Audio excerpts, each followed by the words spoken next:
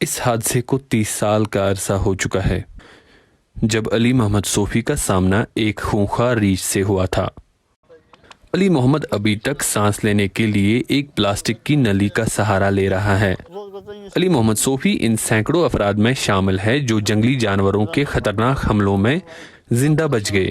ان کے چہرے پر زخموں کے نشانات اب بھی باقی ہیں۔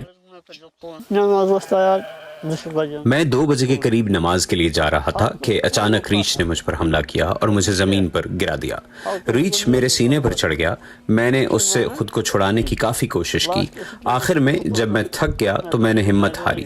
اس نے میرے چہرے کو اپنے جبڑوں میں لے کر کاٹنا شروع کیا۔ میں بے ہوش ہو گیا۔ مجھے پھر معلوم نہیں کیا ہوا۔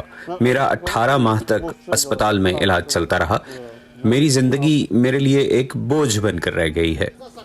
محکمہ وائلڈ لائف کی انسانی آبادیوں کے نزدیک جانے والے تیندوؤں کو پکڑنے کی کوشش پچھلے کچھ عرصے میں تیز ہو گئی ہیں۔ بڑگام ضلع میں نصف درجن کے قریب پنجرے نصب ہیں۔ ایک مہینے میں ہم نے 2-4 لیپرڈ سے، ایک تو کل ہی ہم نے چاڈورا میں کیا رات کے 1:30 بجے، اس سے پہلے ہم نے سبدن گلوال پورا میں بھی کیا۔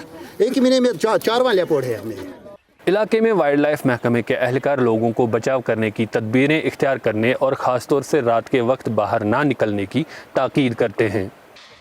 جموں کشمیر میں صرف 2 سال میں تقریباً 30 افراد جنگلی جانوروں کے حملوں میں اپنی جان گنوا چکے ہیں، جبکہ تقریباً 500 لوگ شدید زخمی ہوئے ہیں۔ یہ اٹیک کم ہو سکتے ہیں، مطلب جیسے اگر ہم دیکھیں گے کہ اگر ہم یورپین کنٹریز یا امریکن کنٹریز اگر ہم دیکھیں گے تو وہاں بھی بلیک بیئر کافی حد تک ہائی ڈینسٹی میں پائے جاتے ہیں اور ہیومن ہیبیٹیشنز کے نزدیک پائے جاتے ہیں، لیکن وہاں پہ ایک چیز ہے کہ لوگوں کے اندر اویئرنیس لیول کافی ہائی ہے۔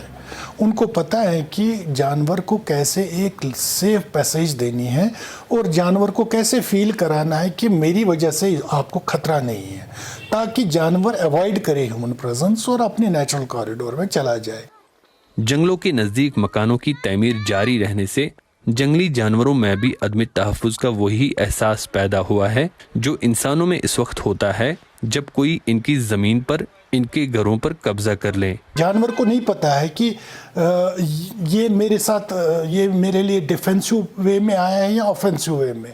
جانور کے پاس یہ ٹریٹس جو ہوتے ہیں، نیچرل ٹریٹس، یہ ڈیفینسو میکانزم ہوتا ہے، یہ کوئی آفینسو میکانزم نہیں ہوتا۔ ماہرین کا یہ بھی کہنا ہے کہ حکومت کو اس بارے میں زیادہ خوش فہمی میں نہیں رہنا چاہیے کہ تربیت یافتہ عملے کے ذریعے ان جانوروں کو قابو کر کے انسان اور حیوان کے درمیان اس تصادم کو مکمل طور سے روکا جا سکتا ہے۔ Zubair Dar, voice of America, Sri Nagar.